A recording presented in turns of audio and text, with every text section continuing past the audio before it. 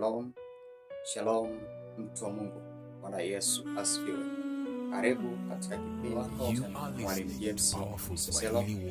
Karibu katika channel yetu kwa ajili ya mafundisho ya neno la Mungu. Barikiwa sana mwalike na mwanza ya maisha ya upatanisho. Maisha ya upatanisho. Tunatambua kabisa majira tulionayo ni majira ya Kwaresma. Na Mungu ameleta wazo hili katika wiki hii, katika siku hii ya leo, kwamba tuishi maisha ya upatanisho, maisha ya upatanisho, maisha ya kusameheana. Natambua majira haya tunaungama dhambi zetu katika yale ambayo tumekosea Mungu kwa kujua kwetu ama kwa kujua kwetu, na wale ambao tunakosea ni majira ya kuachilia vile ambavyo vipo ndani ya mioyo yetu, vile ambavyo vile tuumiza. Bwana Yesu asifiwe. Maisha ya upatanisho yamejikita katika vitu gani? Maisha ya upatanisho yana faida gani? Tukiishi kwa kupatana tunapata kitu gani? Upatanisho ni maisha ya amani na Mungu, amani na watu, amani ndani ya moyo wako.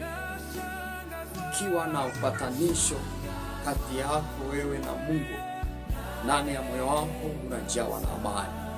Ukiwa na upatanisho wewe na rafiki yako na ndugu yako, wenda kuna mtu ulikosana naye ukakosa amani, ili uipate hiyo amani tena, inakupasa wewe mpatane tena, muungane tena, mnie tena yaliyo mamoja, mshirikiane tena. Bwana Yesu asifiwe sana. Mahali ambako hakuna upatanisho, mahali ambako watu hawaelewani, hakuna maendeleo, hakuna kufanikiwa. Mahali ambako watu wamejawa na chuki, migogoro inakuwa kila siku. Lakini sehemu ambayo kuna amani, watu wamepatana, hata maelewano yapo. Bwana Yesu asifiwe. Katika ndoa, katika kazi, watu wakiwa wamepatana, amani inapata kutawala katikati ya maisha yao. Bwana Yesu asifiwe. Mtu wa Mungu, hata soma maandiko katika kile kitabu cha Wakorinto, ile sura ya pili, Wakorinto wa pili mstari wa 5, sura ya 5 kuanzia mstari wa 17 mpaka 20. Wakorinto wa pili sura ya 5 mstari wa kuanzia 17 mpaka 20. Neno la Mungu linasema, hata imekuwa mtu akiwa ndani ya Kristo amekuwa kiumbe kipya, ya kale yamepita, tazama yamekuwa mapya. Anaendelea kusema ya kwamba lakini vyote pia vyatokana na Mungu aliyetupatanisha sisi na nafsi yake kwa Kristo, naye alitupa huduma ya upatanisho.